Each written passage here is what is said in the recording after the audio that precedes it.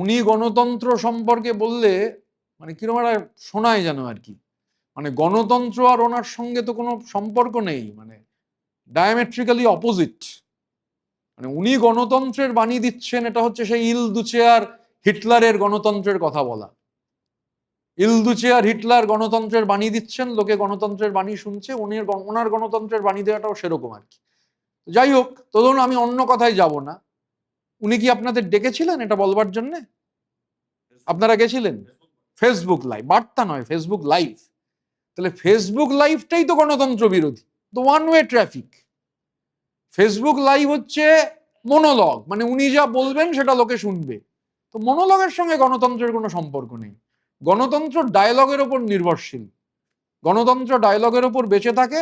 ইল দুচে আর Benito Mussolini ইল দুচে আর Adolf Hitler ফুয়েরার।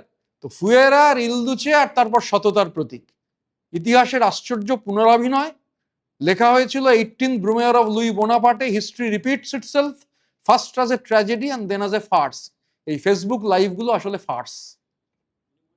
নেতাজিকে অসম্মান করা হচ্ছে, যে নেতাজি দেশের জন্য যিনি গোটা জীবনটা দিয়ে দিয়েছেন, তাকে রাজ্যে অসম্মান করা হচ্ছে। স্পষ্ট ইঙ্গিত বিজেপি নেতাদের দিকে। নেতাজির অসম্মান গোটা দেশের অপমান। তো বাঙালির অপমান শুধু নয়, একজন মানুষ কলকাতা থেকে তার যে মহানিষ্ক্রমণ, যে গ্রেট এস্কেপ, বাকি সব ছেড়ে দিলে তিনি একজন সিভিলিয়ান। তিনি কিন্তু সেই সময় মিলিটারি লিডার নন। কলকাতার বাড়ি থেকে যখন বেরোলেন, তিনি গাড়িতে করে, যে গাড়িটা রাখা আছে সেই গাড়িতে করে তিনি গেলেন গোমো পর্যন্ত। মোহাম্মদ জিয়াউদ্দিন, ইন্স্যুরেন্স এজেন্ট, গোমো থেকে কালকামেলে চড়লেন। কালকামেলে করে তিনি পুরনো দিল্লিতে গেলেন। পুরনো দিল্লি থেকে তিনি নর্থ ওয়েস্টার্ন ফ্রন্টিয়ার মেলে পেশোয়ার অব্দি গেলেন। পেশোয়ার থেকে সোভিয়েত ইউনিয়ন তাকে সাহায্য করেছিল। সোভিয়েতের এজেন্টরা ভগতরাম তলোয়ার এবং আগা খান, তারা তাকে পাস্তু সাজিয়ে, বোবা কালা, তাকে বর্ডার ক্রস করিয়ে কাবুলে পৌঁছলো। তিনি সোভিয়েত ইউনিয়নের এম্বাসিতে যেতে চাইছেন, যেতে পারলেন না। ইটালির এম্বাসিতে গেলেন, ইটালি তাকে একটা পাসপোর্ট দিল কাউন্ট অরল্যান্ডো মাজ্জোতা নাম নিয়ে। তিনি মস্কো গেলেন, মস্কো থেকে রোম গেলেন, রোম থেকে বার্লিনে গেলেন। বার্লিনে গিয়ে তিনি ইন্ডিয়ান লিজিয়ন গড়ে তুললেন। তারপর যখন বুঝতে পারলেন যে হিটলার তাকে নিয়ে খেলছে, তিনি তখন এরা যে কাজ করেছিলেন সেটা মনে করা হয় এটা একটা সিনেম্যাটিক ওডিসি। সেই সময় দ্বিতীয় বিশ্বযুদ্ধে অ্যালায়েড ফোর্সেস আগে বাড়তে শুরু করেছে, হিটলার পিছু হটছেন। সেই অবস্থায় তিনি জার্মানি থেকে প্রায় গোটা পৃথিবীর অর্ধেকটা ঘুরে কেপ অফ গুড হোপ, মাদাগাস্কারের কাছে জার্মান ইউবোট থেকে জাপানি ইউবোটে ট্রান্সফার হয়ে সিঙ্গাপুরে এসে আজাদিন ফৌজ নিয়ে ময়রাং পর্যন্ত। এটা একটা সিনেমাটিক ওডিসি। তো সুভাষচন্দ্র, নেতাজি সুভাষচন্দ্রের দেশপ্রেম, সেই নিয়ে কোনো কথা ওঠার প্রশ্নই নেই। মানে এই প্রশ্নের কোনো, মানে যারা প্রশ্ন তুলছেন অবান্তর প্রশ্ন। নেতাজি সুভাষচন্দ্র পৃথিবীর মানে একটা সর্বশ্রেষ্ঠ দেশপ্রেমিকদের তালিকা হলে একদম তার উপরে থাকবেন। অনন্ত মহারাজ, বিজেপির রাজ্যসভার সাংসদ, তিনি এবার নেতাজির পর শিবাজিকে আক্রমণ করলেন। তিনি বলছেন যে শিবাজি ব্যক্তি স্বার্থে যুদ্ধ করতেন। এটা কেউ বারবার করে একই রকম বলে যাচ্ছে, এটা কি ইচ্ছাকৃত বলে? আসলে না, এরা হয়তো ইতিহাসবিদ হতে চাইছেন আর কি।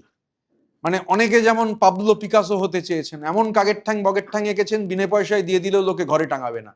সেই ছবি 2 কোটি টাকায় বিক্রি হয়েছে 1,86,00,000 টাকায়।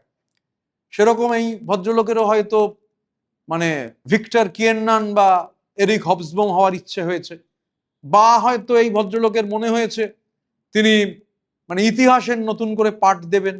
এগুলো করলে হয়তো সস্তা মানে জনপ্রিয়তা পাওয়া যায়। এমনি তো পাগড়ি টাগড়ি পরে পার্লামেন্টে যান, পাগড়ির মধ্যে পালক টালকও থাকে।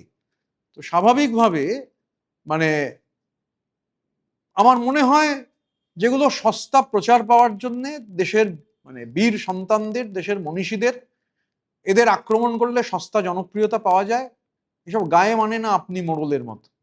স্বাভাবিকভাবে এসব কথা বলছে। আর মনেই হতে পারে যে ওনার যে পাগড়িটা তার থেকে শিবাজির পাগড়িটা ভালো ছিল, তাই হয়তো শিবাজিকে আক্রমণ করছেন।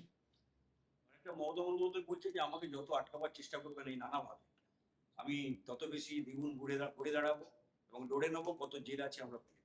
ভালো তো, কেউ যদি ঘুরে দাঁড়াতে চান, মানে এই যে সদিচ্ছা ঘুরে দাঁড়াবার, মানে দুর্নীতির পাহাড়ে দাঁড়িয়ে মানুষের টাকা নয় ছয় করে ঘুরে দাঁড়াবার সদিচ্ছাকে তো স্বাগত জানানো উচিত। কেউ ঘুরে দাঁড়াতে চাইছেন, ঘুরে দাঁড়ানোর সদিচ্ছাকে স্বাগত জানানো উচিত। গণতন্ত্রে তো এটাই হওয়া আরো উচিত। ভালো ভালো খবর দেখতে সাবস্ক্রাইব করুন বাংলা হান্টের ইউটিউব চ্যানেল। বাংলা হান্টের আরো খবর দেখতে নজর রাখুন। বাংলা খবর মানেই বাংলা হান্ট।